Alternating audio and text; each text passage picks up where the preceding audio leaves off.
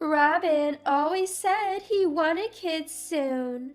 So I told him I wouldn't leave him for my job and that I wanted to have his children. I listened in disbelief as my friend yelled at me. Sure, we had our issues, but I loved my husband and thought we had a good relationship. Turns out I was the only one who thought so. My name is Ashlyn, and I'm 29 years old. I work as a systems engineer. I married Robin, who's the same age as me, a year ago. We were good friends in the same college club, but lost touch after graduation. 3 years ago, we bumped into each other and started talking again. Robin is a bit of a goofball, but he's cheerful and kind. His sunny disposition drew me in, especially when my demanding job wore me down. After dating for a year, Robin suggested we move in together. Both of us were so busy that we rarely saw each other, so I happily accepted.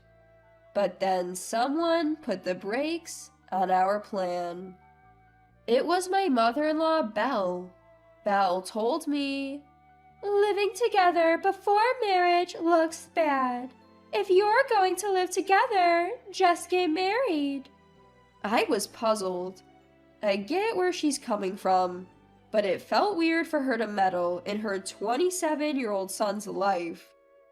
I was raised to make my own decisions, and my parents always respected my choices. So it was baffling when Belle opposed our cohabitation.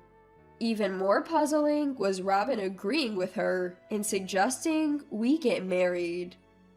We had many discussions. I talked to friends and realized there are quite a few people like Belle. In the end, I loved Robin and wanted to be with him, so I decided to get married. But that wasn't the end of it. Belle started to give her opinions about our new home. "Choose a place close to my son's work," or "Find a place near our family home," she would say. She even told us to buy a house instead of renting. I couldn't take it anymore and decided to talk to Belle directly. We'll decide about the house, Robin and I. "I'm just thinking of what's best for you." I appreciate that, but we want to make our own decisions. My parents respect our choices. Then Belle laughed. It seems like she was looking down on me. "Maybe your parents don't interfere because they don't care about you." What do you mean? "Well, your parents are doctors, right? And look at you." It's true, both my parents are doctors.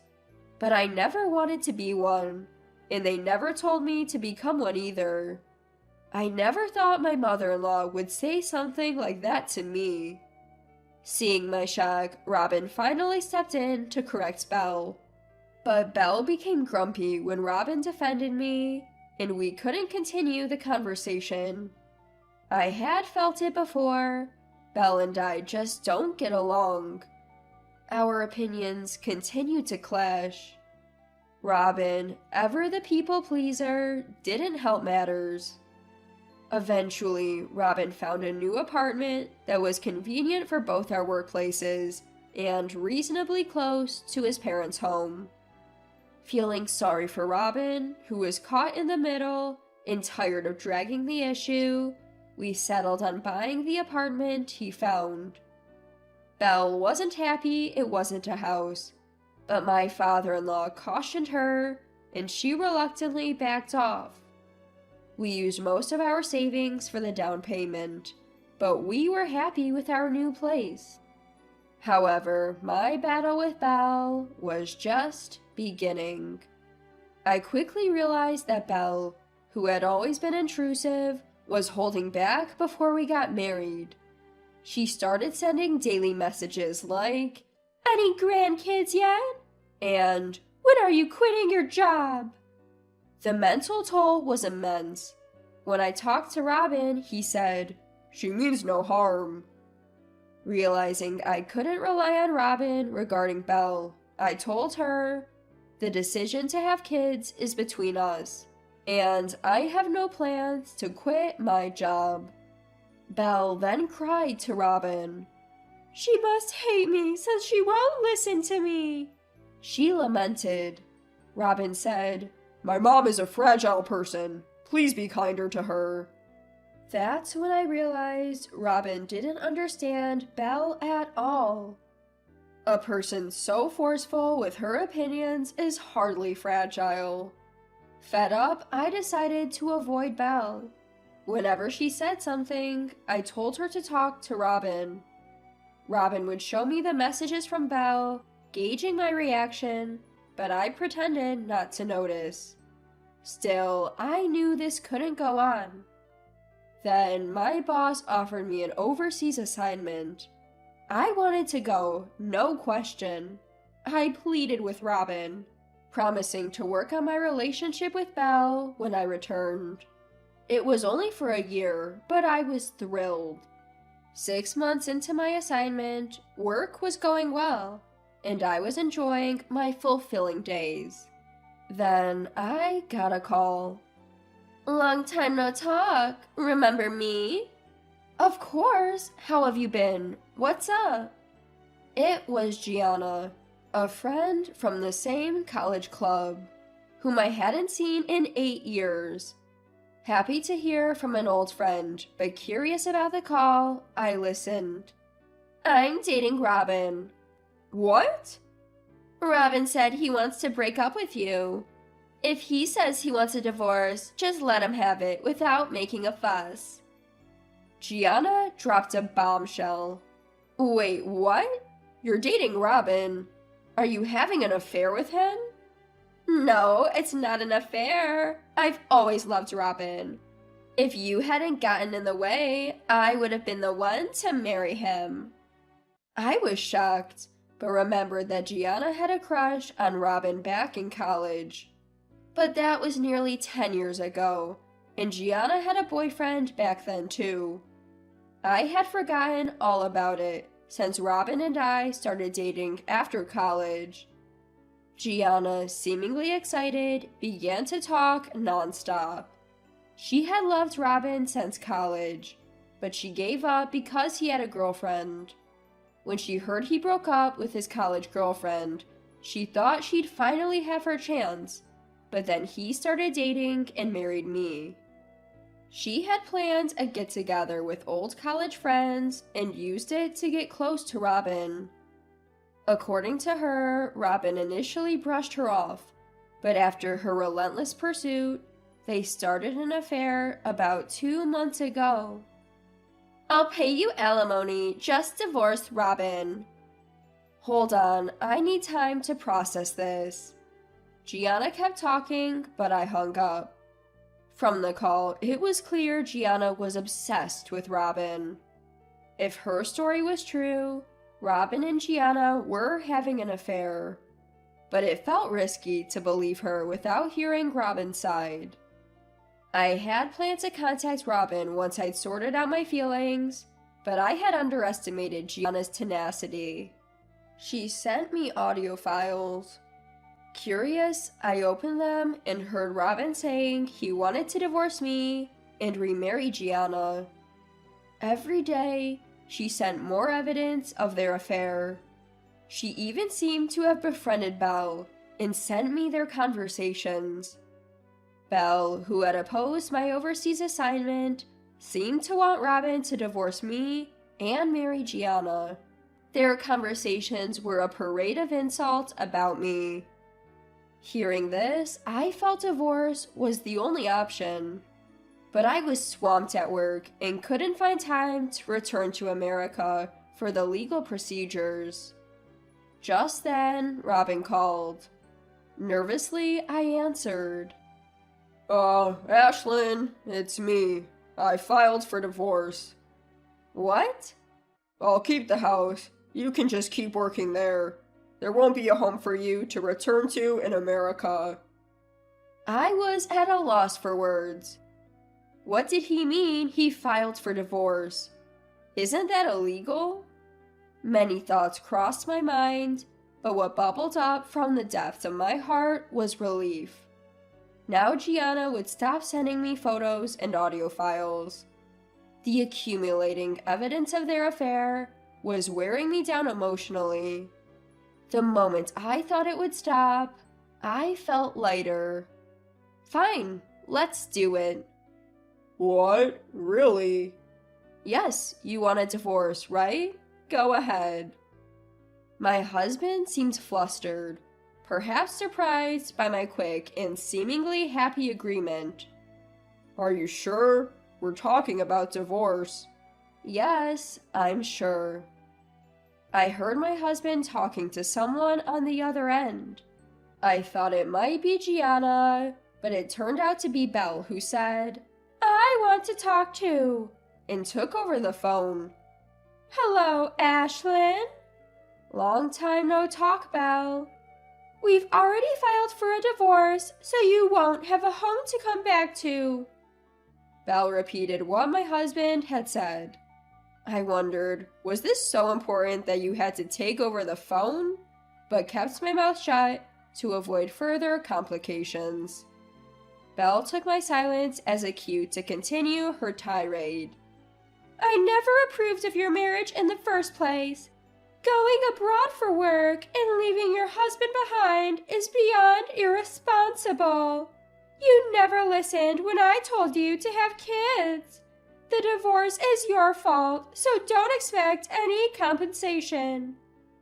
I had plenty to say, but I knew she wouldn't listen. Then it hit me. If I'm divorced from my husband, then the person I'm talking to is now a stranger. No need to be polite or listen to her anymore. I'd been fed up with her meddling, but had tolerated it because she was my husband's mother.